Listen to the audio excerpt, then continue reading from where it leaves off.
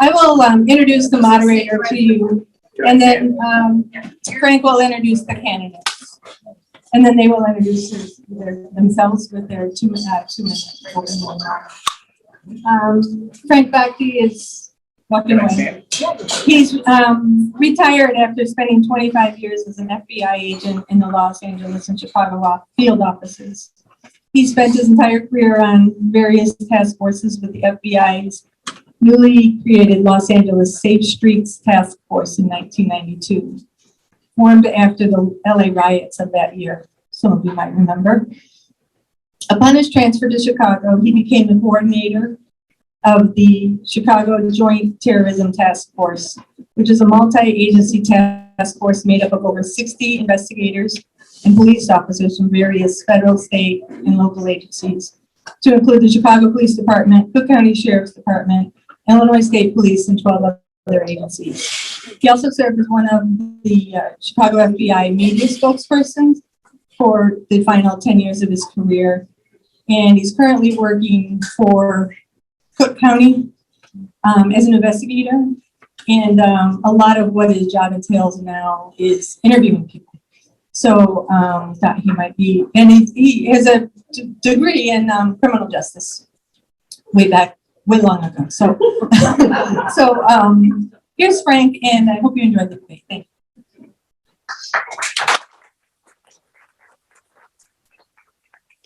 Thanks very much for all of you coming. I hope you enjoyed. I hope you learned something and help you make up your minds. I'd like at this point to introduce our 2 candidates. First, we have Sheriff Hain. Woo!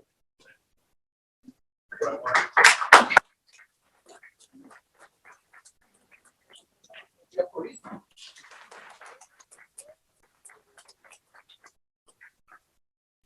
I can start. You guys just want to take a couple minutes and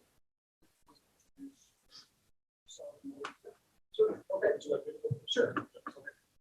Evening, everybody. Thanks for coming out to this event tonight. I'm honored to have your company with us. And what a wild ride it's been over the last 4 years. Actually, it's been 6 years for me when I started out on the campaign trail with a very clear mission, very clear voice about what we wanted to accomplish leading into my term as sheriff.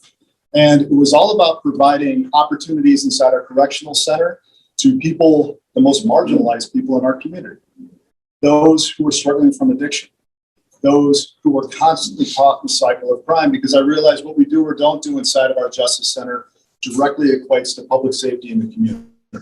And we were doing nothing inside of our correctional center other than warehousing.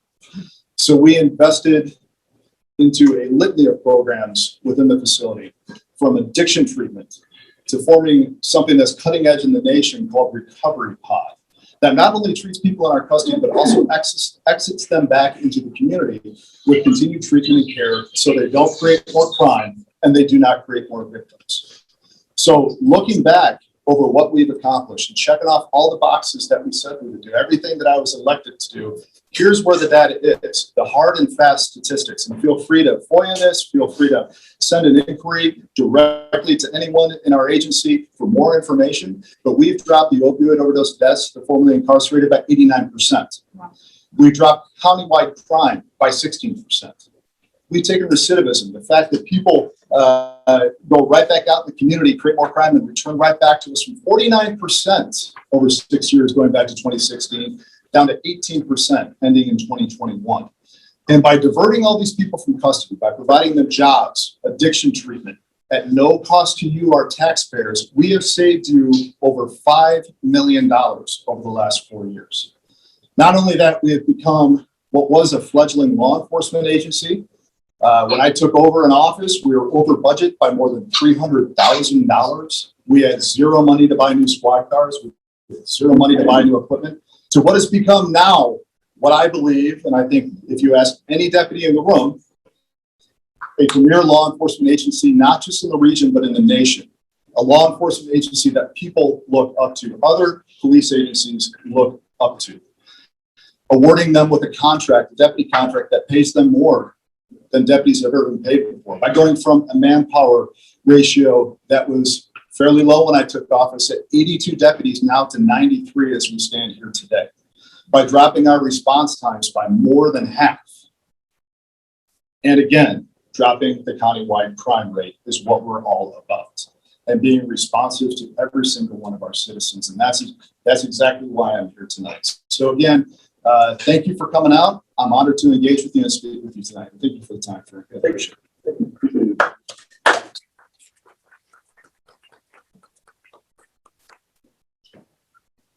Son? Hey everyone, there's a little bit more of the story. Shootings have increased in Kane County. Homicides have doubled in the last 4 years. Overdose deaths are up 27% outside of the jail in Kane County in the last 4 years. So Ron has done some small wins in the jail.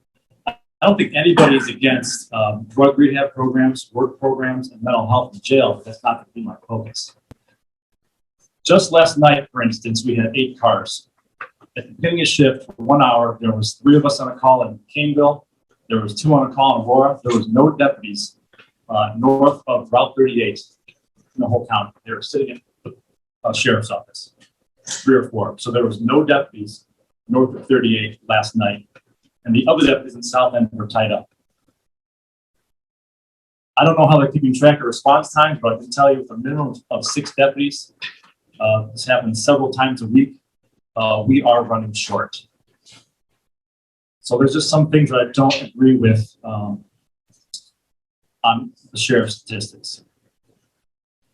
My plan is to have a 10 deputy minimum, 10-hour shifts, and I'm still going to do drug rehab, mental health, and a child support program in jail. That's not going to be our focus.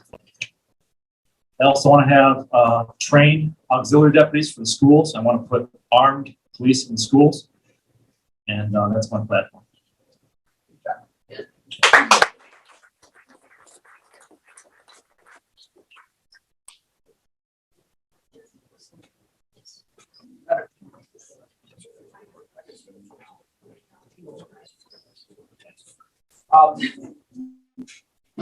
Again, I want to welcome candidates and welcome all of you. I want to say personally, when I wore a badge, I have a lot of respect for the men and women of law enforcement who go out there every night, every day, and put the life on the line so we can sleep at night and feel safe. I know these are incredibly difficult times for law enforcement across the board, and again, my hat's off to both of you for the job you do for us, and we appreciate that. What I want to do now is just briefly go over the debate format. It's very simple. I've received a lot of questions from many of you. Many of the topics were repeat over and over, so I'm not going to ask the same question, obviously, more than once. All the questions were good. I did not leave out any question. Some of the questions obviously come from supporters of one or the other. I'm going to ask them those questions. And so again, I just want you guys to know that I'm asking questions that I got from you. Hopefully we'll have some time afterwards. If there are questions that you may have, if you can submit, we can go into that. So the rules are basically pretty simple. I'll ask the question. The individual who gets the question will have 3 minutes, and the other individual will have a 1 minute rebuttal. There's a couple of issues that I think are so important that I'd like both of them to have a full 3 minutes to talk about. I imagine, Second Amendment, Safety Act, things like that. I'd like to make sure that none of them get cut short on how they respond to that. Finally, just on a personal note, I'm kind of an old dog. I don't want to slight the women of law enforcement. I know I've worked with many. I know there's many out there. I tend to talk in the masculine form. I'm not into he, she, his, her. So I apologize up front. My questions are more him or he. I'm not slighting women. So I hope nobody's sensitive to that. I'm not going to sit here and say he, she, her. I try to organize the questions in a flow where it makes a little bit of sense, so I'm not jumping totally around. So my first question is really a general question for both. I'd like both of you to take the full 3 minutes to answer this. This is a question I think a lot of people that I started my law enforcement career in Southern California. Los Angeles County Sheriff's is the biggest county sheriff in the country. A lot of people don't know this, but most cities in Southern California are what's called contract cities, where the sheriff's department patrols those cities. My wife and I were from Lancaster, California, which is a big city. They're patrolled by sheriff's department, and the sheriffs are paid full time to just patrol those cities. So different areas of the country, sheriffs have a different role. And I'd like to ask, first of all, here in Kane County, what do you view as the primary role of the sheriff's office? More specifically, where does your department's jurisdiction fit in relationship with the many, many other police departments that are within the county?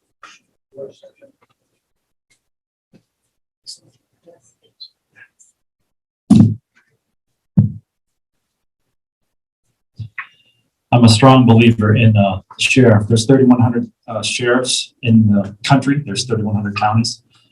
So I'm very strong supporter of sheriffs. I'm also pro-Constitution. A sheriff should protect everyone's rights and their constitutional rights. I'm also a believer in the sheriff's office, the police force, being a supplemental police force for the small towns. There's a lot of towns that only have 1, 2, or 3 officers on, and when they get tied up with a serious incident, who's going to be the police? Who's going to respond to a call in their town when all the officers are tied up in that town? I think the sheriff should do that, and we can't do that with 6 or 7 deputies on. Just for an example, a couple months ago, a Sugar Grove officer made a stop with a drunk subject, got into a fight. The other and only backup Sugar Grove officer had to back him up. They both went to a hospital in Aurora for an hour or two, so you had no officers in Sugar Grove. My sergeant put me in Sugar Grove for that time because I live in Sugar Grove and I usually work in the South End. What happened? I got a call in Big Rock, a drug overdose, so I had to leave. That was one night where we had 6 or 7 deputies total, including the sergeant. I believe probably 7 deputies. So you had a town of 10,000 people with no police, and we were tied up in Big Rock, and the other deputies were either up north or far away. So I absolutely believe that the sheriff's office should be a supplemental police force. That's why I want to have a minimum of 10 deputies and implement 10-hour shifts. With 10-hour shifts for several times, 3 times during the day, you're going to have a minimum of 18 to 20 deputies or possibly 22 deputies working from 2 to 4 p.m., 9 to 1 p.m., and then like 6 to 7 in the morning. So the 8-hour shift model for a sheriff's office is archaic. It's got to go. So that is why I believe that 10-hour shifts should be implemented, and I do agree with you. So I think we've had an opportunity to demonstrate over the last 4 years exactly what the sheriff's office does to support our municipalities. We have to remember that patrol division, especially just the midnight shift, is one tiny little quadrant of the entire global network of the sheriff's office. Remember that the sheriff and his deputies has to be responsible for serving warrants, serving civil process papers. We now run the electronic monitoring team for the entire county, which saves the county an average of $750,000 a year alone because we decided to take that over when I took office. So it's not just about turning corners in a squad car. That is the backbone, and that is absolutely important. And I am the first sheriff to set a minimum on paper for deputies. And when we hear somebody say, oh, well, there's only 6 deputies out there, remember, there's always a supervisor and at least one supervisor on top of that, a lieutenant or commander level. So maybe at the very worst case scenario for a certain time of day, there may be 6 deputies out there, but there's still additional backup on the streets along with them. And what do we do with that? Well, we saw that on June 1st, 2020, When the city of Aurora went up for grabs, who was the first agency downtown city of Aurora protecting City Hall? The Kane County Sheriff's Office. Who was the first agency to run right alongside of them, finally with sufficient tactical gear to support our operations and taking gunfire on June 1st, 2020.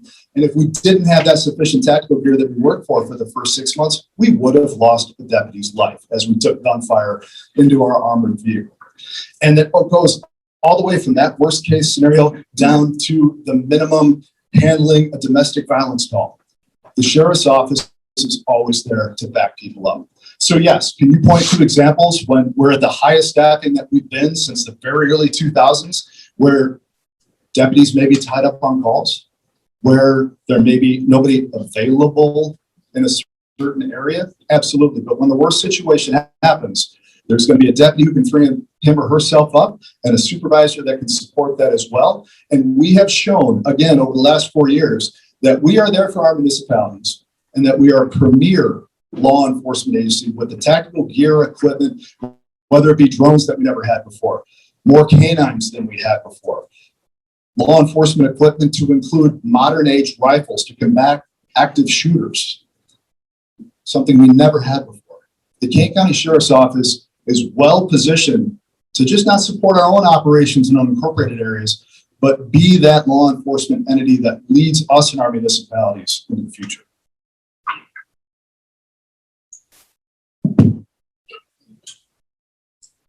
Related to that,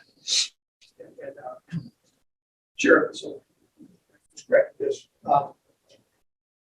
Related to that topic, how do you handle conflicts that may arise between your constitutional oath of office and duty as a sheriff with the respective political parties that may be in play on issues that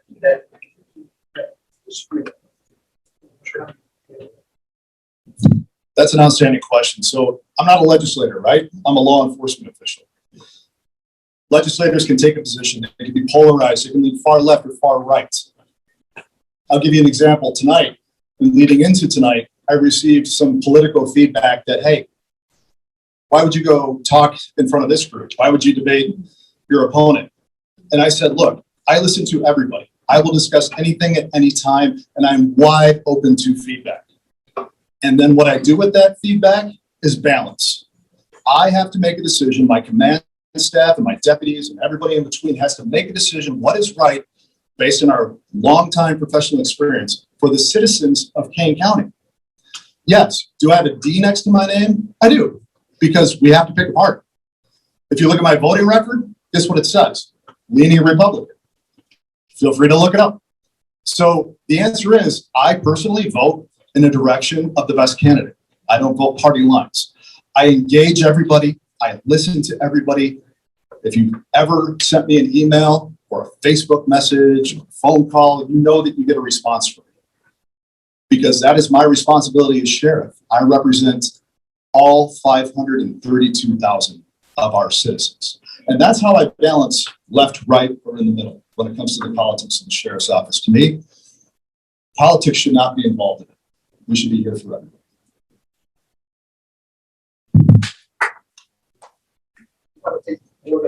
That's more of a general question, so feel free. Can you restate the question, please? Yeah, the question would be is, how would you handle conflict that may arise between your oath of office that you took as sheriff with direction that your respective political party or a constitutional based issue that you just personally don't agree with? What I can say is I will always follow the constitutional rights. Doesn't matter if you're a Democrat or independent or Republican. That's just the way I believe. And don't be fooled. Ron is a Democrat. Okay. I know we can talk about this a little bit later, but if he was in the middle, why would he go so far left on several positions? I will never speak out of two sides of my mouth, and I will always stand by my values.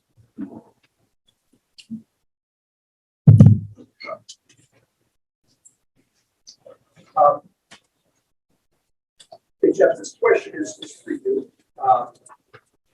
What is your position? And by the way, this topic now is going to be about 5 or 6 questions on this general topic of Second Amendment firearms.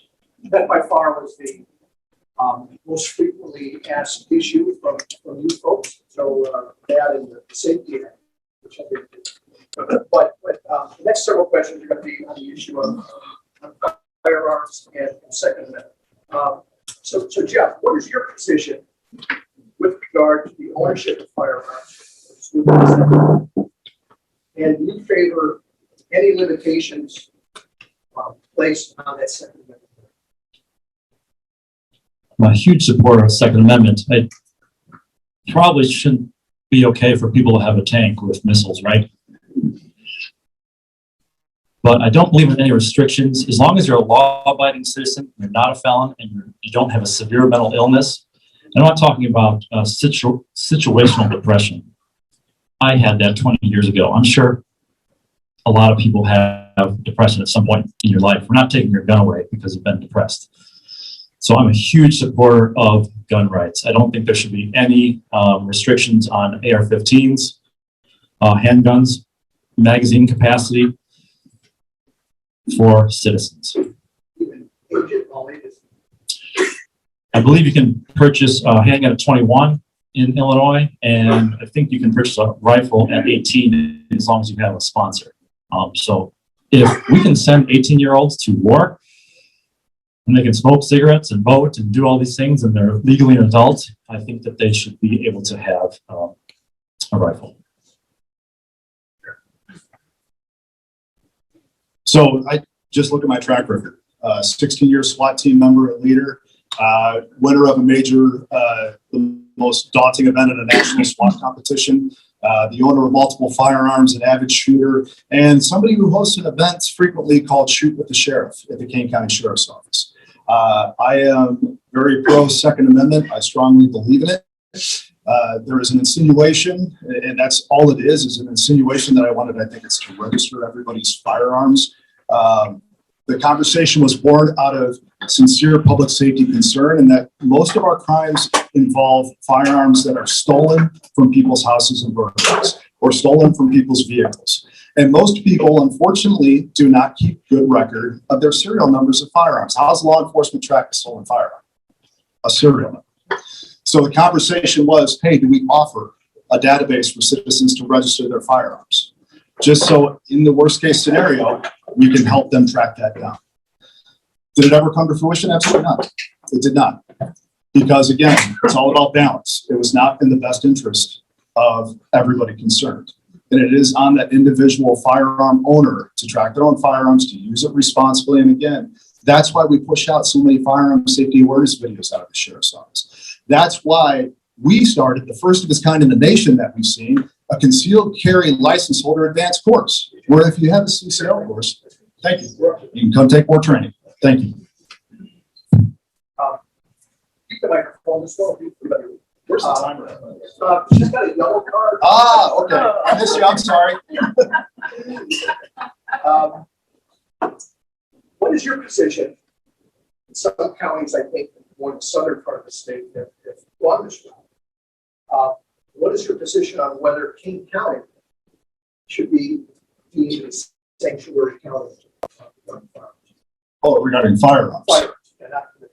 So, okay, so I don't understand what sanctuary county regarding firearms means. Whose initiative is that? Some of the counties south, the sheriffs have taken the position that they are not going to enforce what they consider draconian federal. So if there are new laws that evolve. Yeah. So I'm in a strong position that new laws will not stop firearm violence. What will stop firearm violence is proper mental health care. And see something, say something. Again, I go back to the videos that we push out. I go back to us creating a social worker program and building robust mental health support, not just out of the sheriff's office, but also in our school districts that we work very closely with. And we have to educate our community to not be afraid to reach out to law enforcement if you're concerned about somebody's actions. That's what's going to stop firearm violence. Additional laws, more overwatch has proven it will do nothing to keep us safe. Same question. Yes.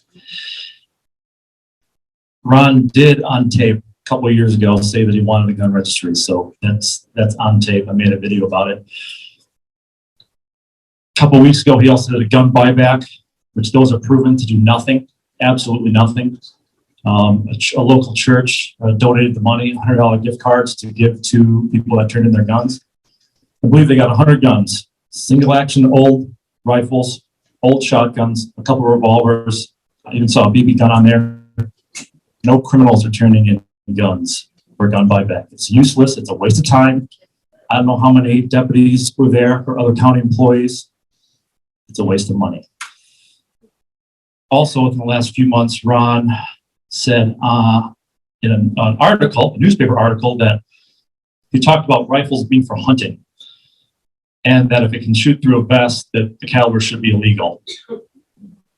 A bulletproof vest. Everybody knows here that .223 can shoot through a vest, and those should not be illegal. On time? Yes. Keep the microphone on the subject of rifles. My question to you is, in light of the fact that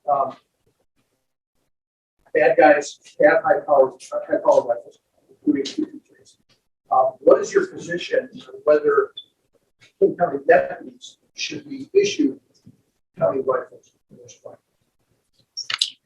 The sheriff actually just issued rifles recently, and that's fine. I actually didn't want a rifle because I've been working midnights for 15 years, and there's no schools open, there's no businesses open where there's a ton of people.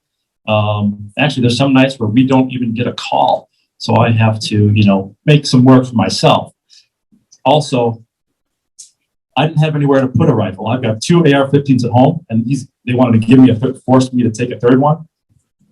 I had to buy another safe because I got a 3-year-old crawling all over my house, and it wasn't safe to have an extra rifle without a safe. So I'm okay with it. I just didn't think that, I don't think midnight shift needs a rifle because I can't see my backdrop. So just to be clear, you're not against, you may personally continue to shift out one way. Yeah, I'm absolutely all for rifles. There's, I think there's between 30 and 50 million AR-15s in the country. There's 450 million guns in the country.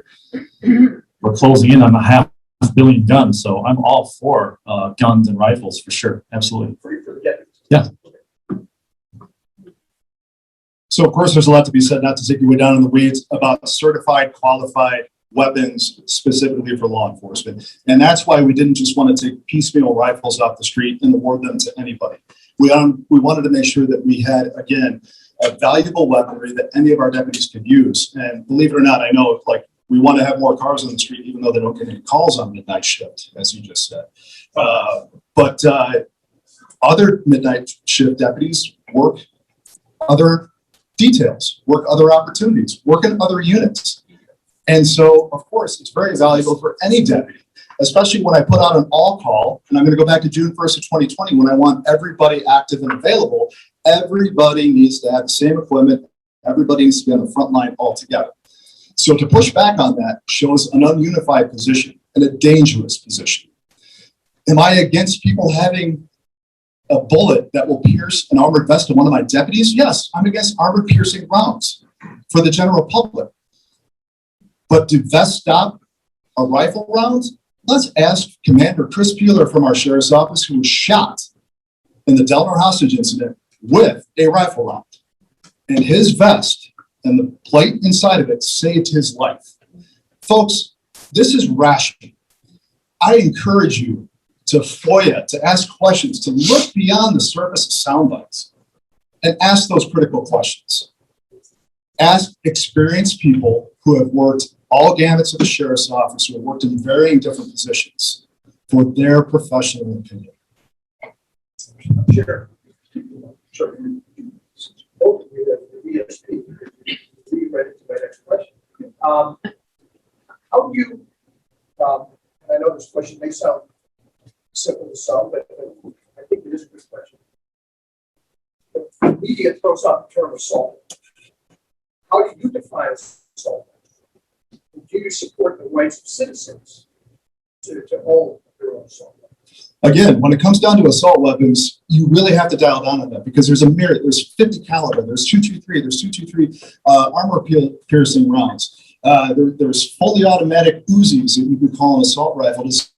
A general citizen need a fully automatic Uzi, which, by the way, is a horrible firearm. If you ever had the opportunity to shoot one, don't buy one. Is my recommendation.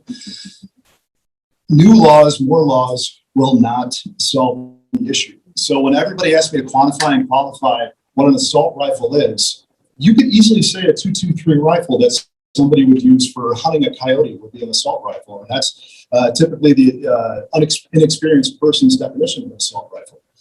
To me, is that an assault rifle? No. Can a citizen own one and be responsible with one? Yes. However, you really have to dial down to it, but I really hope we don't see additional laws that restrict quote-unquote assault rifles without extreme review and extreme dialing down on what exactly that means.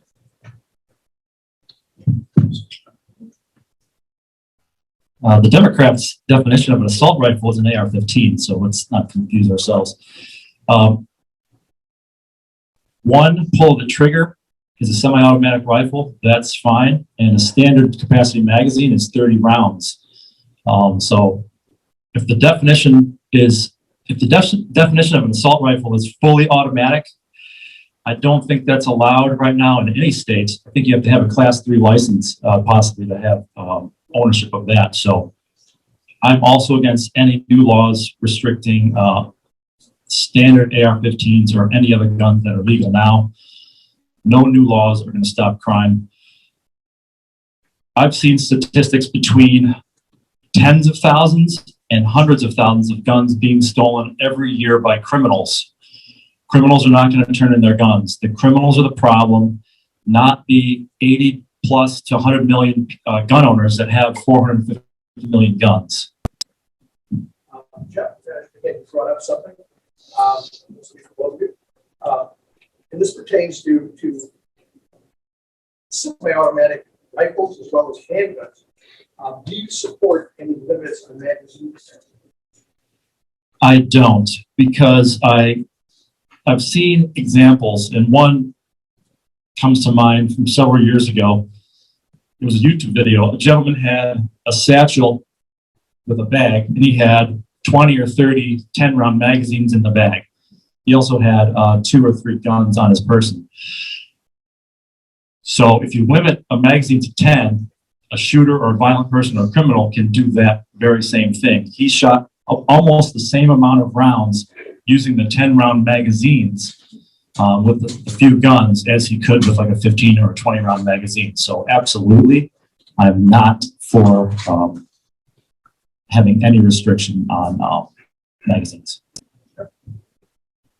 Yeah, so I think the current law as it stands is sufficient for the capacity of magazines, but we're not legislators, right? Like these kind of questions are built for people who go down state and make laws. What we're here to do is decide what's going to make our community safer. And again, I just have to reflect on, we're going to promote very proactive law enforcement. We're going to equip our deputies and our personnel with the proper equipment to combat an active shooter. And when you look at how much safer Kane County is, really look at the data, please, I beg you. FOIA it from us, FOIA it from the state's attorney's office. Shootings are not up. Violent crime is not up. We are a safer community because of what we've done in our training and qualifications. So at the end of the day, we're doing what we can as a sheriff's office and what I can do as a sheriff. And I think the laws are what they are, and let's do the best we can for our community from there. Sheriff, what is your position? I think Illinois is one of the few, if not only states, that requires a firearm identification or a FOIA card. There's always talk about that maybe going away. Do you think FOIA cards serve any purpose, and what's your position? So the only purpose that FOIA would serve, in my opinion, is to identify people who do have that severe mental health issue, somebody who's been convicted of a felony, or just generally is disqualified or unclassified from being able to own a firearm. But again, real criminals, people who are going to enter a school and create a mass shooting, people who are going to carry guns in the public to use in a shootout between rival gang members, do they care about a FOIA card? Do they care about what their status is? Absolutely not. Is the FOIA card possibly a violation of the Second Amendment, yes, there's plenty of arguments to support that. Absolutely. But at the end of the day, that's the state. They're going to do what they do. Does it give us an ability to take a look at somebody who shouldn't have a firearm? Like if you look at the Henry Pratt shooting, well, you saw what it did for us there, right? Yeah, that was a loophole that was missed. And that's why it all comes back to your sheriff. That's why it all comes back to supporting proactive law enforcement and getting illegal guns off the street. And that's exactly what we have focused on over the last 4 years. I'm against the FOIA. There's actually a judge down south in Illinois in the last few years threw out a case for a woman who got charged with no FOIA because she had a handgun. And he said in his ruling that the FOIA is unconstitutional. So I'm against the FOIA.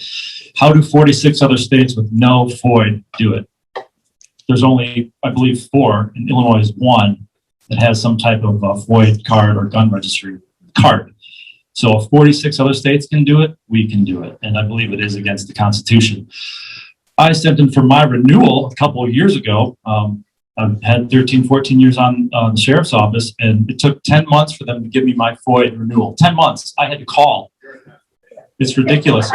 And so I had citizens that weren't police officers asking me all the time, hey, it's been 3 months, 6 months, 9 months, 2 years. The state of Illinois was restricting these citizens' constitutional rights because they didn't have a FOIA. So what's going on? You know, they just let 100,000 applications sit on a desk somewhere. It's ridiculous. It's unconstitutional. Other states have a background check. When you go buy a gun, you get a background check. So if you're a felon, you're not going to be able to get that gun. So I'm against the FOIA.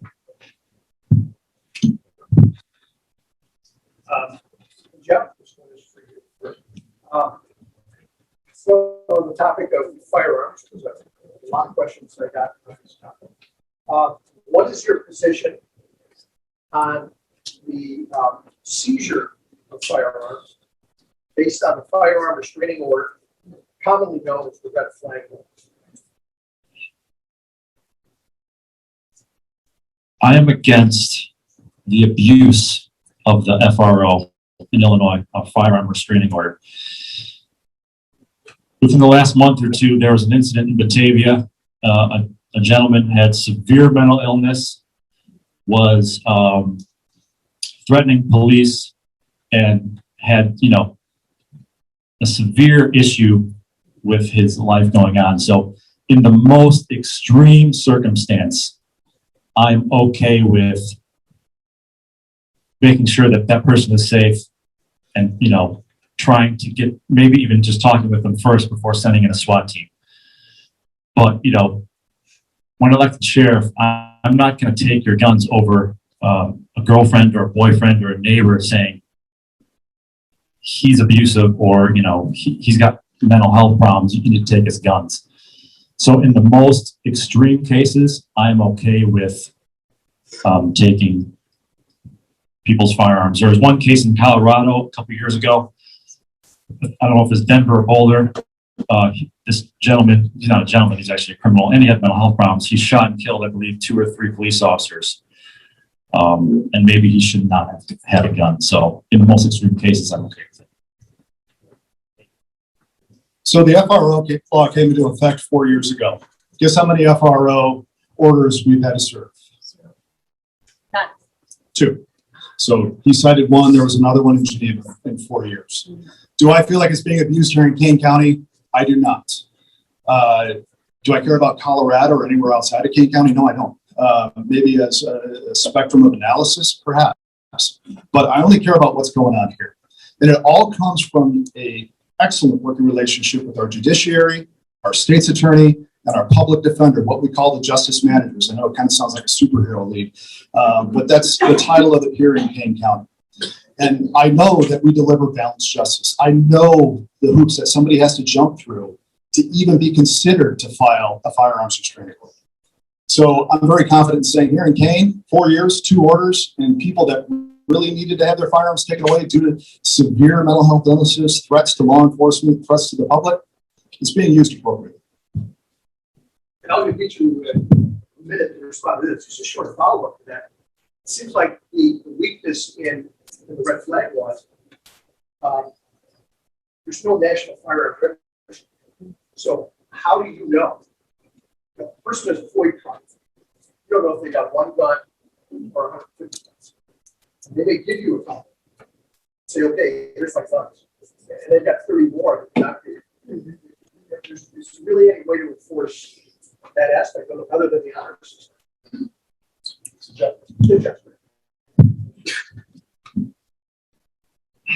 It's not the government's job to know how many guns I have. That's my position on it. And I'm not going to tell them how many guns I have. That's my answer. And I go back to, these are all very circular questions and answers. Mental health support, see something, say something. Are we ever going to be able to seize every scary gun that's out there? Absolutely not. And that's neither our position. Our position is out there to enforce the laws and keep people safe. See something, say something.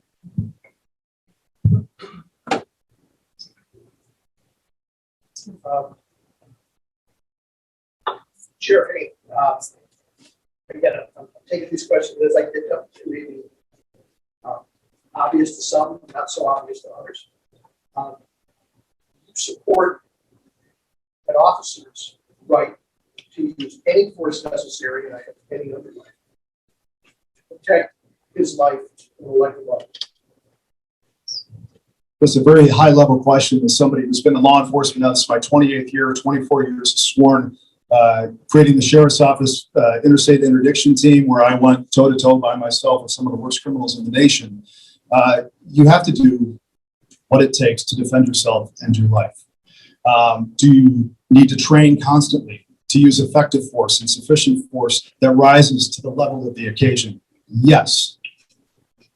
And that's what it all comes down to, is proper training. So 4 years ago, we implemented the tactical training unit at the Kane County Sheriff's Office.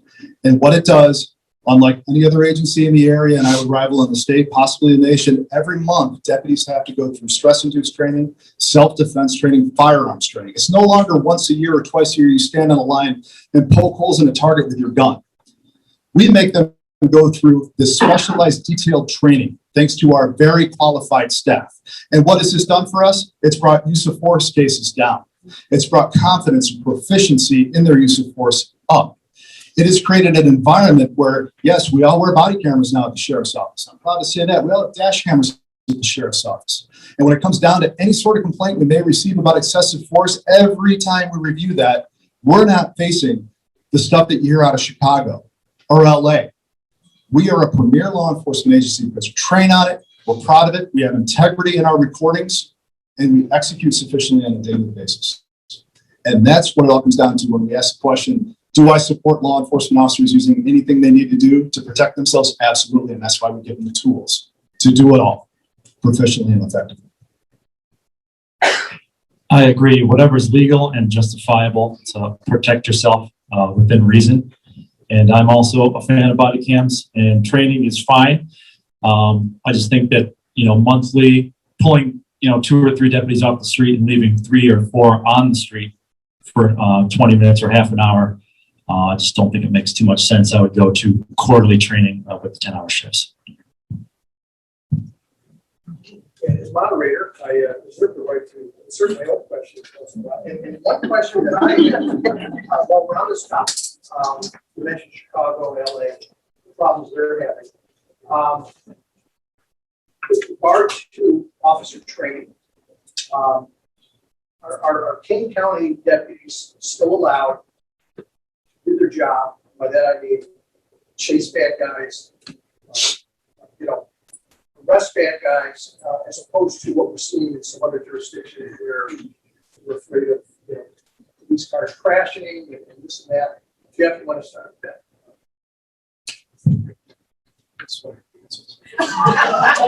Restate the question. He's making me laugh here. Unlike some other jurisdictions in the area that basically, like we better term, put handcuffs on the ability of the police to aggressively do their job. Do you see that trend under Kane County? I think the individual officer has stopped being so aggressive nationwide. in my personal opinion, myself included. I've got a 3-year-old son, a house, and a wife. I don't need to wind up on CNN in the morning because they said I did something wrong. So I wouldn't say it's from the administration. I think it's the individual officer, and that just doesn't go for Kane. That goes for all local police departments, in my opinion. Stops are way down. There still are a few officers that that are making a ton of stops and stuff, but overall, I'd say the individual officer is being extremely more careful. Absolutely. So here in Kane County, I'm incredibly proud to say we've gone in the complete opposite direction of cowardice. And we have multiple deputies in the room here tonight. You can ask any one of them that I am a sheriff who has said, let's use this one thing as an example. From 2019 to 2020, we doubled our amounts of pursuits, people fleeing from law enforcement. And most law enforcement administrators would have said, oh, well, that's scary. Let's hammer down our pursuit policy. Let's not let them chase. Let's just let them go. I say no way. We have added training on a yearly basis that qualifies our deputies in pursuit driving tactics that makes them and you safer. We've given them tools like stop sticks that disable vehicles while they're fleeing from us. And we've opened up our pursuit policy like no other agency in the area. And other agencies are looking to us going, will you please chase that guy down for us because we can't go get him? And we do it. Just happened with Elgin recently, happened with Batavia a couple of months ago. It's pointing to the fact that I, as a sheriff, let our police be the police. And when we put it to the deputies, when we ask them, how do you feel about your sheriff letting the police be the police and having your back 100%? Because everything you do is recorded, body cameras, dash cameras. And we ask that police union, how do you feel? I get 88% of the vote for endorsement. 68 people voted for me. 8 people chose to abstain. 1 person voted for the other candidate. I think we picked firearms. The next topic that I received the most questions on, I think it's probably a topic that's on a lot of people's minds. Safety Act, otherwise known as the old cash bail. This is a general question. I want each of you to have a full 3-minute response. What is your position on the Safety Act? And I can kind of guess what it might be. So what I really want to know is, what, if anything, can the Sheriff's Department do to address what's going to happen in 2023? The Safety Act is going to be a disaster. The Will County State's Attorney is actually a Democrat. He's been very vocal about this. Don't be fooled. The crimes they're going to be able to get out of jail for $0 a couple hours later. It's not going to be petty theft, maybe DUI, and disorderly conduct, things like that. These are real serious crimes. Second-degree murder, robbery, arson, burglary, kidnapping, selling drugs, threatening a public official. And you want to think, did they actually read these things? I don't think they read them. It was signed earlier this year, overnight, an 800-page document. I'm against the Safety Act. The only good thing in the Safety Act that I know of is body cameras. I'm a fan of body cameras. But, 5 or 10% good and 90% bad, it's just going to be a disaster. The Will County State's Attorney basically said it's going to be end of days. What I can do as sheriff is I can get more deputies on the street and do education for homeowners. Unfortunately, homeowners are going to have to take into account for their own safety. We're going to be there. The police are going to be there, but I want you to get cameras. Every home needs a loaded gun ready to go. Good door locks, get a German Shepherd, because the Democrats in Illinois are Marxists, and that is a fact. So I don't want to have anything to do with Democrats in Illinois. I hate to be like that. There's a lot of independents in this county, in this country actually, and I just hope to God that independents see what's going on in Illinois especially and vote for Republican, because it's going to be a disaster. You're going to have to take, your safety into your own hands. So it's incredibly important, Sheriff, that, again, you don't polarize one way or the other, because you have to be there for everybody. You have to take in all the feedback, and you have to protect every single citizen. So it's really important to understand that there's a Safety Act, which is an overarching piece of legislation. And then there's the Pretrial Fairness Act, which is part of the Safety Act. The issue is with the Pretrial Fairness Act, and some of the points that Jeff pointed out is that, yes, people are basically going to get a notice to appear written on the back of a squad car for class 3 and 4 felonies. That is scary as hell to me, okay?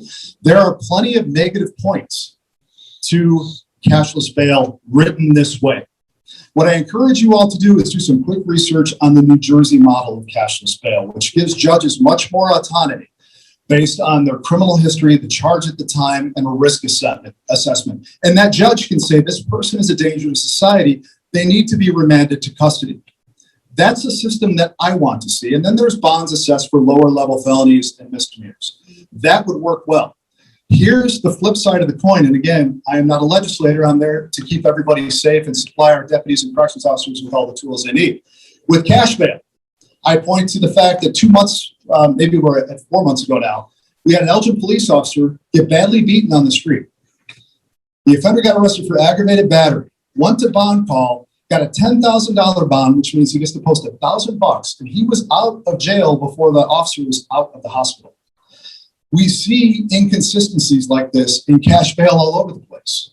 What we need is a system, like I pointed out, please look it up because I don't have, it's going to take me more than, I'm probably down to a minute now to explain the New Jersey system, but please take a Google look at what they do there, because it does allow judges to place violent offenders in custody and keep them there without them being able to post a bond to get out. Related to that, Senator Don DeWitt, that there's a petition to repeal that act. Is that something you would support? That's on this one. Okay. So yes, I support that. I have signed that. And I will say this. So states, that's the legislative level, right? And then we have our county level elected officials, the sheriff, the state's attorney. State's attorney Moss are constantly engaging legislators to enact trailer bills. But here's the true fact. It's all about politics. This was coming up November 8th. Nobody wants to go back into session and shake any waves before election day, right? So we're not going to see them prolong it. So we've decided that if we don't get action, you're going to see a press release coming from us within the next couple of days about our position and what we want to see changed, like one of our final beat down on the table statements. And she is committed to me, and I've committed to her, that we will sue the states if we don't see a change in the Pretrial Fairness Act and the way it's written, out of concern for the safety of our citizens. I agree. A lot of the act needs to be repealed. I think it was unnecessary. Even before they wrote the act, you know, you had state's attorneys, ours included, that were refusing charges for felony domestic battery, car theft. One instance at King, Ron had to call the next day and have them charge for ag bat on a deputy because they refused the charges. Think of Kim Fox in Chicago. Our state's attorney isn't that bad, you know, but why are you refusing a choking domestic battery, Attorney Mosser? So I'm against the Safety Act. It needs to be fixed. Also, judges were recogging people on $0. One example was a person raped a girl in LaSalle County last year. This March in Elburn, he raped another woman, was arrested by, I believe, Elburn or deputies that night. The state's attorney, one of the ASAs, the assistants, asked for a $50,000 bond, so $5,000 to get out, and the judge recogged him. He walked for 2 rapes. So don't be fooled by just the Safety Act. Democrat state's attorneys are booting these criminals with low bonds, and these judges, 0 bonds. And they're refusing charges. Related to that, Sheriff, on the issue of releasing individuals, even felony level offenders, back into the population while awaiting trial for fairness reasons, do you have any stats on recidivism? I'm sorry, which specific individuals? The ones who are being released, not so much for the Safety Act, because that's been but I think there is a policy in place to release certain offenders back in the So that would go back to bail reform that was instituted between 2016 and 2018, where we have seen increased release of nonviolent offenders, certainly. However, when it comes to Kane County specifically, this is why we plugged in all those programs into our jail. This is why we have reentry programs that puts people in jobs and continues their treatment. So a lot of debate has been done about how do you measure recidivism? What exactly does that mean?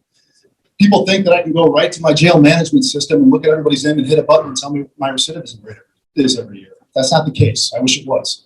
So we literally have to go person by person, extraction by extraction, spreadsheet by spreadsheet from the years 2016 to 2021 and match each one up to figure out who is coming back and who is coming not. And that's why I say between 2016 and 2019, that 49% recidivism rate. That's our stat. And those that data is available to everybody. If you FOIA us or just FOIA the flat out records of who's come and gone from the Kane County Jail, it's available to you.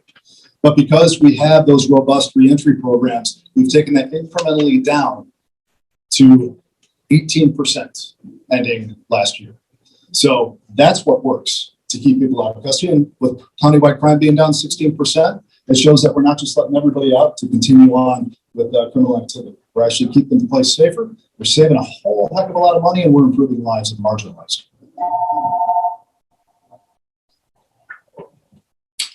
Please take the question again. Yeah, the question on putting the Safety Act aside, of course, because it's not implemented. The Bail and Reform Act, for lack of a better word, and its effect on recidivism. What's your position on that? Do you think that it's effective, or is it releasing offenders back out of the streets? Let's wait 2 months until January 1st, see what happens. I don't think, society's problems go deeper than, local. You've got a border wide open. You got, 30 million illegal immigrants coming in the country. The Democrat Party doesn't care about, they seem to keep the Black Americans and Hispanic Americans in these neighborhoods, and they don't want them to, get a better life, increase their life. It's all about power. It's all about control. And I think if we have stronger families, bring God back into the country, I think that we can, fix things that aren't going to be fixed the way we're doing things right now. And all fairness, sure, people respond. In reality, I mean, these questions that I'm asking you now, they're at a higher level than I think the Sheriff's Department. You guys, I don't want to see you down below, but these policy decisions, they're mandated on judges, state's attorneys, working with them. And so, my question, I guess, would be here in Kane County, that's what we're all concerned about. How would you define the Sheriff's Department's relationship with the state's attorney's office? And do you feel that, for example, unlike in Chicago, do you feel that it's a true partnership that you guys want to see? Yeah, Ron and Moss are on the same page. I just think that offenders that commit serious offenses shouldn't be getting a slap on the wrist. I'm sorry.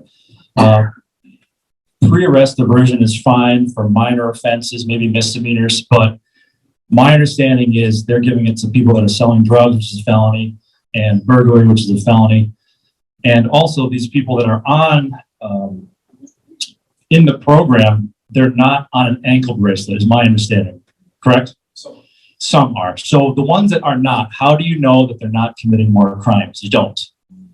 So I want to bring in Justa DuPage from Kane County. It's a spiritually based work, drug rehab, and mental health program into Kane at no cost. And I think they can get better help that way than just, giving them a slap on the wrist and letting them out into society. I love that question because it's a bit in my wheelhouse. And this is what we've proven over the last 4 years. Straight up incarceration, number one, doesn't work. Number two, it's not a thing. Department of Corrections came out with a stat last year. Yes, I'm talking fast. I'm not sure what my time constraint is here. that 95% of all people arrested for a crime return to their community within 5 years, 95%. So lock them up and throw away the key, folks, is not a thing anywhere. Not even here, not anywhere in the country. It's about rehabilitation. Now, pre-arrest diversion program is a powerful program where we have 100% success rate so far, and these are all non-violent felons. He said something about somebody being a drug dealer. The one drug dealer that we have in the program is somebody with severe mental health issues who decided to, a drug dealer again, grow his own marijuana in his backyard and deliver it to the front steps of the sheriff's office because he wanted to partner with us in his entrepreneurship. Now, do you want to see this person locked up behind bars for a long period of time, or do you want to see this guy get help? Well, guess what he's doing now? He is working at Menards full-time, thriving with proper mental health support. Guess what department he works in? The horticulture department. Using his true skills. But folks, it's about nonviolent felonies. And do we work together well, our justice partners? Just like he said, when we had a felony charge get denied originally, I made a phone call and it got approved. Every time something happens that we don't agree with on the law enforcement side, I make a phone call, it gets quickly reviewed, and the charges are approved. That's the way the relationship works, and I couldn't be more proud of the relationship that all of our justice managers have between the chief judge, myself, state's attorney, and public defender.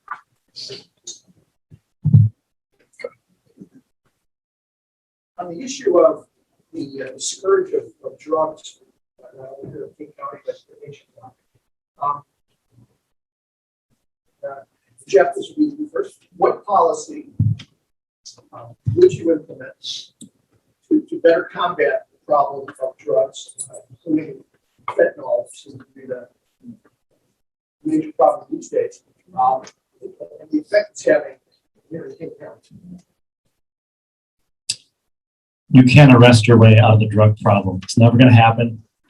5 to 10% of drugs or less are intercepted into the country every year by federal, state, and local law enforcement. So for every drug bust, for every truck of cocaine that gets in, 9 trucks get through. I'm okay with arresting people that are dealing drugs and have possession of serious drugs without violating their rights. But until the federal government actually does their job and steps up, closes the border, you can still allow immigration with a secure border. I'm not anti-immigration. But until the federal government does their job, they're not going to do their job. Let's be honest, it's been 50 years of the drug war. So you can have real small wins. But I think anybody in this room can make a couple phone calls and get cocaine in like 3 hours. So I hate to say it, that's the truth. You don't want to hear it. You know, it is what it is. But the drug war is not going to stop ever, because they don't want it to stop. Actually, you know, in 1986 or in the 80s, the CIA got busted for trafficking cocaine into Los Angeles. Does anybody know that? Yeah. Operation Contra, I believe. So, you know, our government's probably involved. I hate to be a conspiracy theorist, but, you know, they're probably involved. They don't want to stop the problem. So it's not going to stop. Yeah, again, back to what I feel is my wheelhouse here is a 24-year drug cop, the guy who created the Sheriff's Office Drug and Addiction Team. It's a two-pronged approach. You have to take away supply and demand. That's why we treat the addicted. That's why we drop that addiction rate and that death rate and return people without the use of drugs as a crutch into society with support and equal opportunity. The other part of the approach, as you've heard me say, I am incredibly pro-law enforcement and give my deputies every single tool they need to eradicate criminal activity from our community. So I would implore you, again, because of time constraints, to take a look, canesheriff.com, scroll down to the bottom, our annual report. Take a look at what our partnership between our federal entities and what our deputies on the streets are getting off the street in illegal drugs, illegal guns, and helping to drop that crime rate and keep you all safer. I don't care about necessarily the border as sheriff.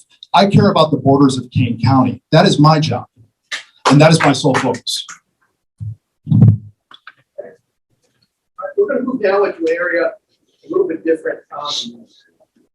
Topics we covered were questions that could fairly be addressed by both candidates. I got a small handful of questions that clearly are directed individually on issues that are unique to both of you. So I'm going to keep it fair. I'll tell you a couple for each of you. I don't think it's embarrassing, but the questions I've received from folks, so I think it's fair to ask them. Sheriff Hain, I'll start with you.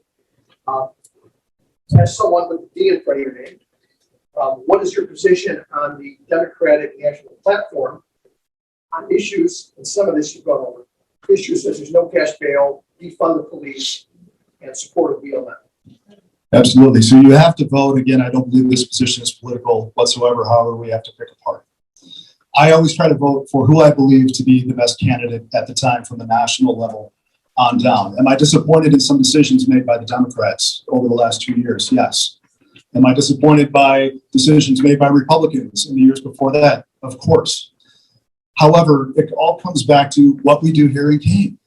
And when you have an entire county board of a good division between Republican and Democrats endorsing me, when you have a police force that endorses me, it shows that party lines don't matter in this race. It all comes back to what we do here in Kane with balance and in favor of everybody involved. We can't do left and right. Incredible liability, incredible danger in that. Answer the question. The BLM. Answer the question. Did I not answer the question? No. I thought I covered how do I feel about the Democratic Party with the D next to my name. The last part about that was. Oh, BLM. So do I understand, much like I likened to coming here to speak with you all, I received feedback that I shouldn't come speak to concerned citizens of Kane County. I get feedback that I shouldn't go speak to a specific group in Aurora, a Black community group or a Latino community group, because perhaps that somebody has a felony record in their background that is ahead of that group. Again, it's about listening to everybody. It's about balance. Do I listen to Black Lives Matter? Yes, I listen to them. Support. Do I support? I understand their message, but I don't know what support means. I can't support specifically. I'm the sheriff. You have to have balance. Agree with which part? No, I'm not going to go to any sort of extremism. Now, if we're at a rally and it wasn't a Black Lives Matter rally, I know what you all are getting at, and I've answered this question here before. It was a George Floyd rally, and everybody wants to take a knee in solidarity. And I am the elected sheriff of the county, and I choose to take a knee with my community, or I choose to come here and speak with you all, or I choose to engage with a Black gang member who's a prior felon to listen to what he has to say about his concerns for the community. I'm going to do it. And why do I do it? To build solidarity. I'm not ashamed of any of that. Do I support any of their actions or what they do? No. I am neutral. I listen, and I'm in solidarity.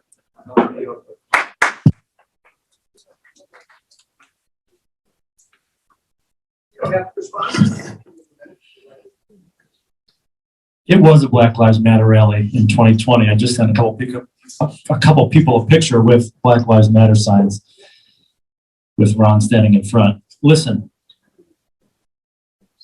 Ron kneeled for Black Lives Matter. He's trying to backtrack now. Everybody agrees that police make mistakes, and it was wrong for what that officer did in Minneapolis. However, well, there's some debate on he had almost 4 times the amount of opiates in his blood. I'm not going to go there, okay? There's other factors. In any case, lost my train of thought.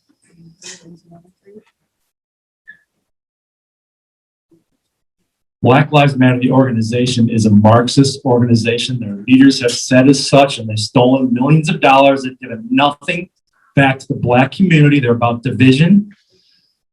The Democrat Party is behind Black Lives Matter, and they're about division, and they want to divide the country. And again, I keep going back to the border in the country, not Kane County, but you know, those things apply locally.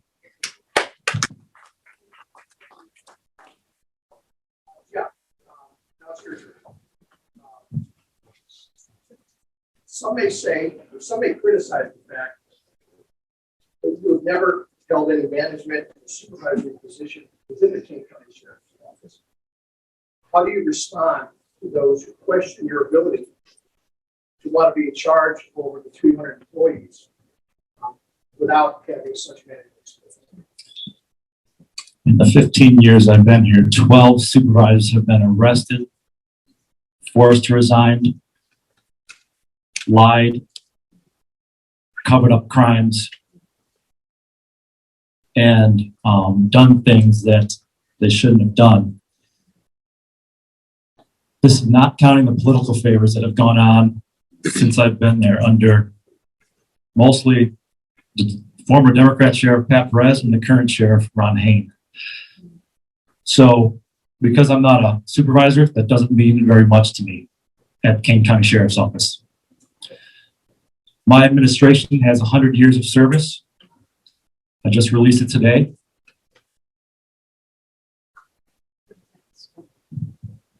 My chief deputy is a prior supervisor. My commander is a prior supervisor. And my undersheriff has 24 years of experience as well as investigative experience. So I'm not a part of the club. I'm not a part of the Good Old Boys Club. So that's why I decided to run to jump over that sergeant and lieutenant level to get the sheriff. Yeah, sure. Well, I would choose not to even dignify any of that with a response other than, man, I hope you'll do your research. Please send some employees in. Because look at everything that he's saying deeply and beyond surface level and beyond sound bites right here. It's frightening. Sheriff Hain, it's your turn again. And this is something that I did my best to try and vet. You know, I get these questions. I don't know who the source is. I did a little research. There appears to be something, at least to the story. So by way of background, there was an Elgin city council member by the name of Corey Dixon who made some rather inflammatory statements about an officer who was involved in a shooting in Elgin. Didn't involve the sheriff. Apparently, some of these comments were prejudgmental, recommending the firing of this officer. The officer was later cleared. I believe he's back on the force. This city council member, Corey Dixon, is now your assistant director of administration. Do you have an issue with that individual in light of? Well, obviously, as a government employer, I can't hold people accountable for their Second Amendment or First Amendment rights and what they feel and what they have to say. That is part and parcel to the fact that we had an open position in our jail programs management. And this is part of our jail programs management. Again, folks, that's taking the recidivism rate so far down. That saved you millions of dollars over the last 4 years and is cutting edge in the nation.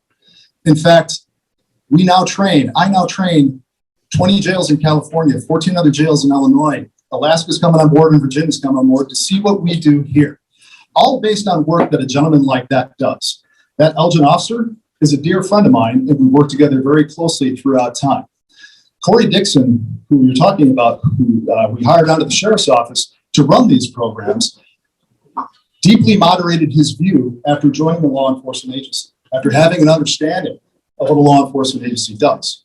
And it actually helped equalize the decision in his own personal opinion when it came back to Elgin. But we understood his connection to that community, his ability to help us reenter people into our second biggest community in Kane County, Elgin, Illinois, and it paid off big time. His own personal views, I cannot speak for. Jeff, this one is for you. I think this is the end of the singers. How important do you feel that having the trust and support of the rank and file of the union is important to being an effective sheriff? I think it's important. Most of the deputies now are scared that if I win, I'm going to get in and take all their canines and put them back on the street and, end the specialty units. Because, unfortunately, it's the truth. Not that, but a lot of the deputies, they don't want to work patrol. They want to stay in their specialty units for 10, 15, 20 years, get promoted. And again, I'm going to bring up that Good Old Boys Club. It's true. I hate to say it, but it's there. It's been there since I've been there. I've talked to people that have been there 20, 25 years, and it's true. And that just doesn't go for police departments. That goes for other types of professions as well. But the foundation of police work is patrol. So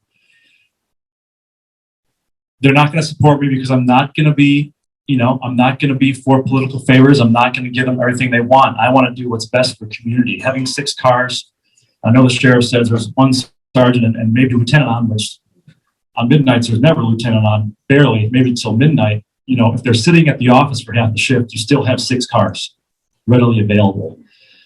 So yeah, there's going to be some changes, and I'm going to beef up the patrol force. So of course they're not going to support me because I'm not going to give them everything they want.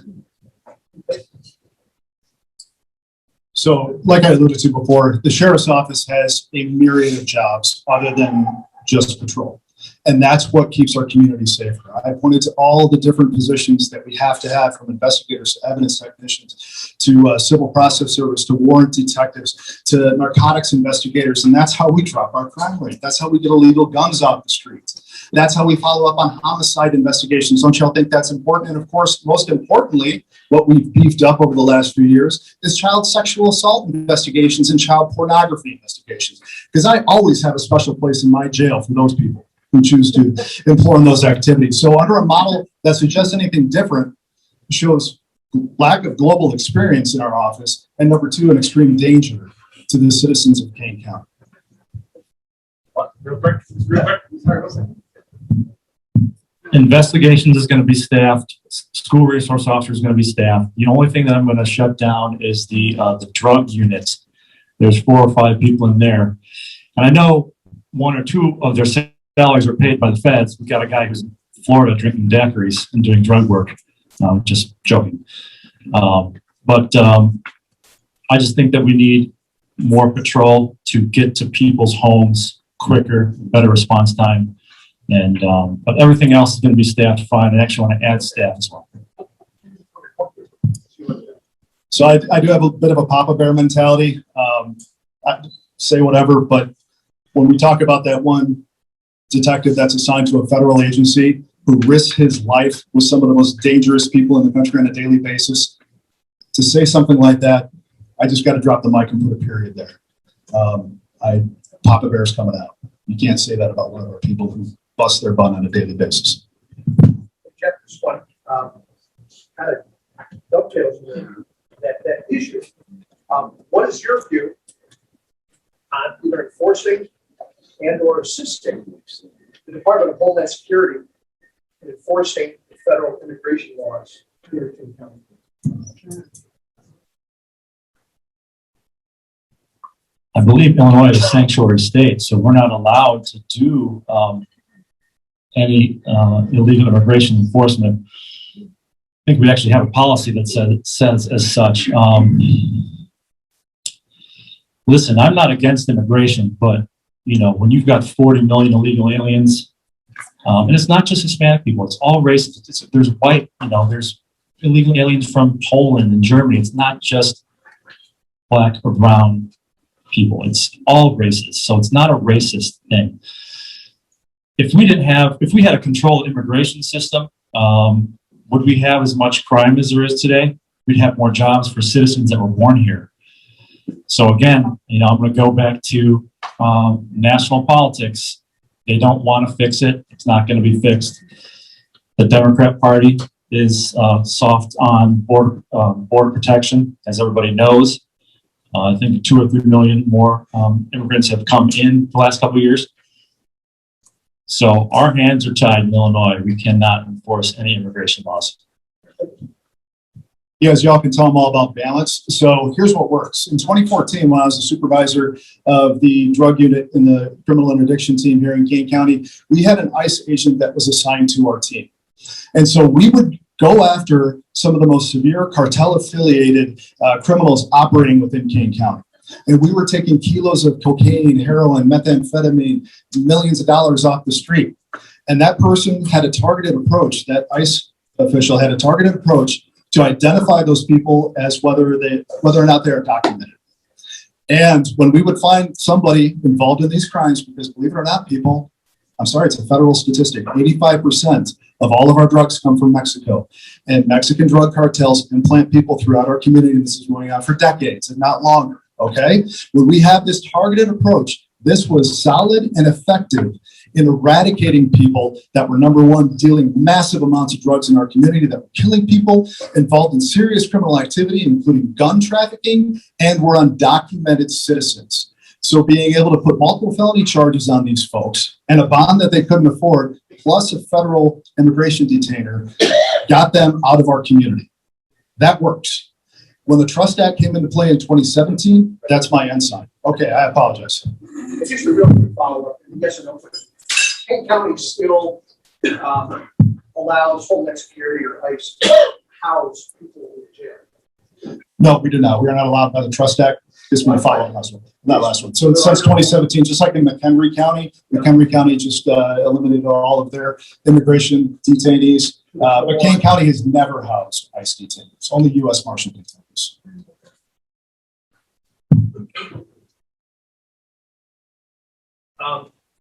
Sheriff Hain, what role does or should the Sheriff's Department play with regard to election integrity?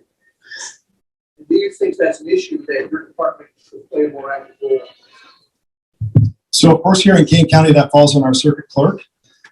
John Cunningham, or Jack Cunningham, however you want to refer to him, does reach out to me very frequently, just cross-checking what the plans are for Election Day, asking for additional support, both at the clerk's office and various election locations to make sure that integrity is upheld, that there's not, his biggest concern an overrun of either his office or a specific high population voting location. Other than that, to provide security at voting locations and a neutral site for everybody to invoke their right, that's the only role the sheriff should have. The rest, as far as collection and data, should rely on the circuit or the county clerk.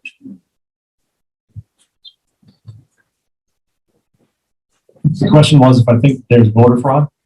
What should the Sheriff's Department do with regard to potential voter fraud? If there's voter fraud, then I think that the state's attorney and the sheriff's office should investigate it. Because no one else is going to do it. The feds don't do it. There was questions in 2016 from the Democrats that thought that, Russia intercepted into our elections and Trump got in illegally, and then it flipped in 2020. So I think a lot of the country believes that there is fraud, and I think that local sheriffs and state attorneys should investigate if there is fraud. Absolutely. Just as a point of clarification, as equalized countywide elected officials, state's attorney, sheriff, and county clerk, we would recuse ourselves and turn that investigation over to our attorney general's office. That's a matter of order. Coming out the whole stretch. Probably was really the center question, Sheriff, but again, it came up. We took some criticism publicly during a CBS WBBM-TV segment, calling into question your actions in pursuing civil forfeiture on a particular case involving a woman that was stopped and car was seized. Allegedly, it was never returned. I know you can't comment specifically if this issue is still working its way through the courts, but what do you say to those who say that your forfeiture efforts are a little aggressive or heavy-handed? Hey, we go back to FOIA on that one. FOIA the data, FOIA that police report, get the information. So let me put it out to you guys. You're a police officer. You come across a traffic stop and car reeks of burnt marijuana. If you know, that's probable cause for a police officer to search. There's 3 people in the car. One of those people happens to have 4 ounces of crystal meth in their pant line. Okay? There's a belief that there may be more narcotics in the vehicle. Again, take a look at the police report. I transport all 3 of those people to the Kane County Jail where we continue the investigation and pursuant to Sheriff's Office policy, not Ron Hain policy because I'm a sergeant at the time, pursuant to Sheriff's Office policy, when they're brought into jail on suspicions of drug crimes, they were strip searched at the time. I didn't do the strip search. That was policy. She sued the Sheriff's Office. And yes, she was not ultimately charged. The gentleman was with the 4 ounces of crystal meth. But we did seize I can't remember the dollar amount in the vehicle involved, but we legally seized several thousands of dollars that were connected to the 4 ounces of crystal meth and the vehicle that was used to traffic it across state lines. So please, I encourage you to take a look at the report.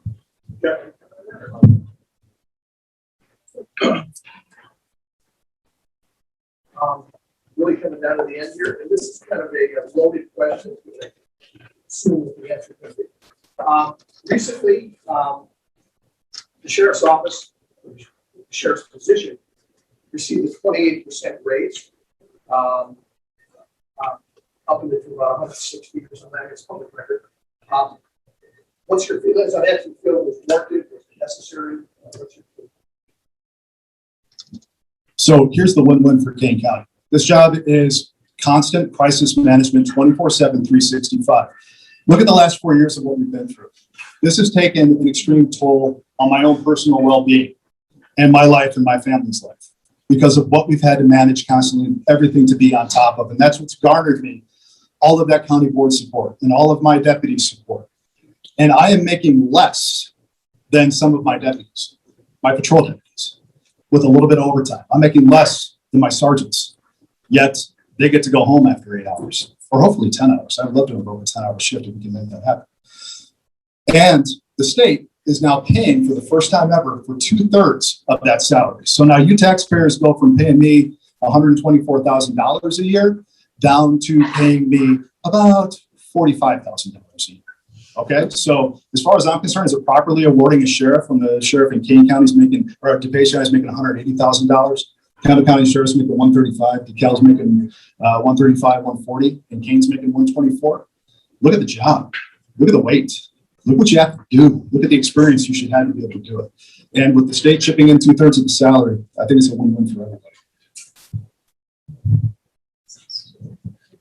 Well, I would have been okay with 135, what the, I believe the Kendall County Sheriff is making.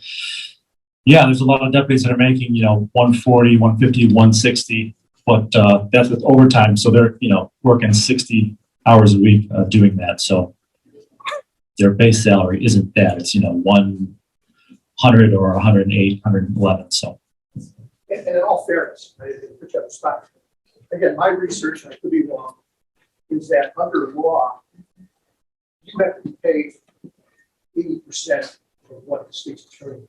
Right? That's what this law is. So if the state's attorney gets a raise, you automatically get paid.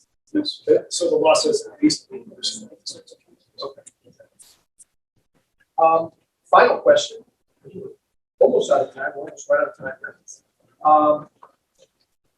Sheriff, you're in the position now. So let me ask this of Jeff first. If you were sheriff, and you would go in front of the county board with a wish list, what resources do you feel you don't have, whether it be manpower, equipment,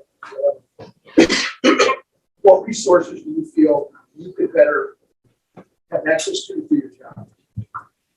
I think we have been equipped fairly well. I'm a fan of the drones. I think we have a couple too many canines. I want to get staffed to 96 deputies. That way I can have 66 in patrol and still have 30 other deputies to staff all those other units and administration. So just a couple more bodies to fully staff us. I've been there 15 years. I can't remember a time where we've been fully staffed. Maybe, here or there, but it seems like we're always understaffed. We're always slotted for a certain amount, but we're always usually under that. So that's all I can think of right now, just to be fully staffed. Well, remember now, because we're fully staffed now, so that's a good thing. But we've had a relationship with our county board that's been unprecedented. And again, it's all through transparency, it's all through communication, and I implore you again, ask people, ask your county board members, how they feel about the sheriff's office operations, how they feel about the fact that even though we've taken our agency from 82 deputies to 93 and we'll continue to add on, yet every single year we come in under budget. Every single year we drop crime. Every single year we make it safer. So what I would ask for the county board over the next few years, absolutely my plan is to incrementally, like we've done over the last 4 years, incrementally add deputies to the patrol force and to our multitude of other services, especially ahead of cashless bail forthcoming, because we're going to need more deputies in our electronic monitoring team to help keep our community safe. So I couldn't be more proud of where we are now. Body cams, our training, our equipment, because it's positioned us to respond effectively, not just to the impending Safety Act, but also to the betterment of our community. Okay, I think we've reached the end of moderation or moderator portion of today. I personally want to, again, thank both of you. I hope all of you learned something that maybe you didn't know before you walked in here. I hope you have a better feel where each candidate stands on various issues. I sincerely hope I got all the questions that were presented to me. I don't think I missed any. There were some duplications, but I'm going to turn it over to my better half, who's going to now explain the rest.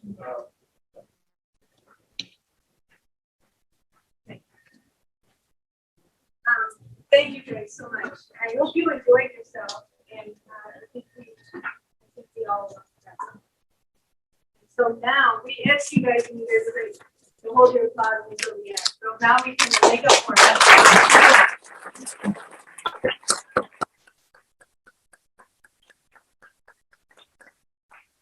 We have a couple things for you already for that whole. But yep. I abstain.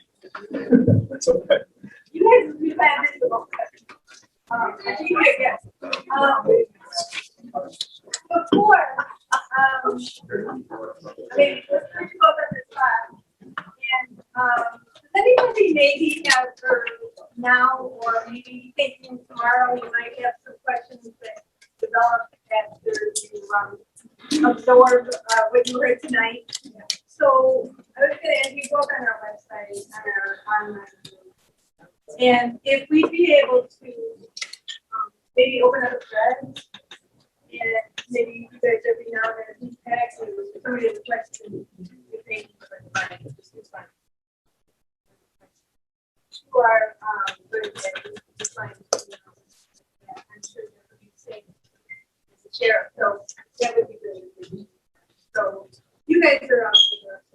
No, we do have refreshments right in the middle of the restaurant here at 8:30 after the raffle in a second. And then we ask the candidates, they have some, or whatever makes you guys comfortable. You have your tables back there. If you want to just be available for a short meeting, for 20 minutes or something, we appreciate you coming down here. Thank you guys so much.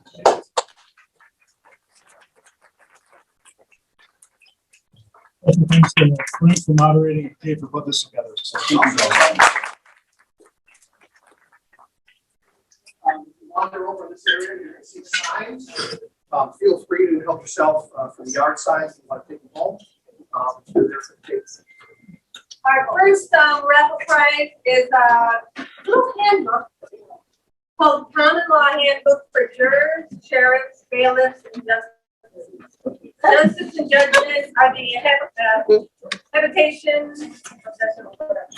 So, we the people. So Kathy Flores is over there going to put a number if you want to take out your raffle.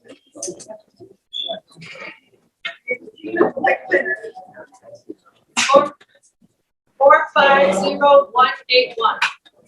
450181.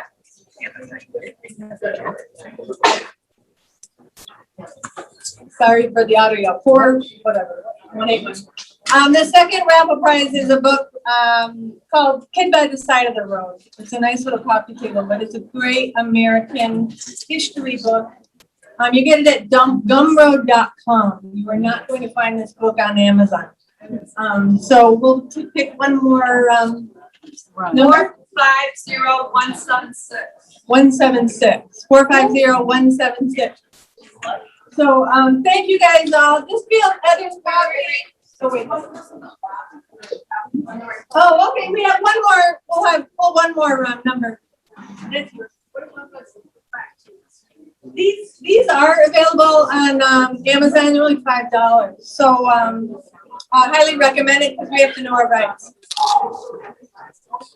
Okay, and then we have a class. So we have two more numbers to call. 450-185. 185. 450-185.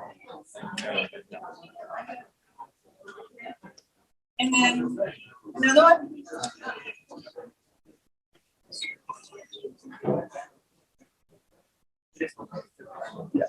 190. And remember, our website is cckanecounty.org. And if you have more questions, you can post them on there. We'll try to get them in. Thank you. Thank you. Have a good night, everybody. We'll be close at 9.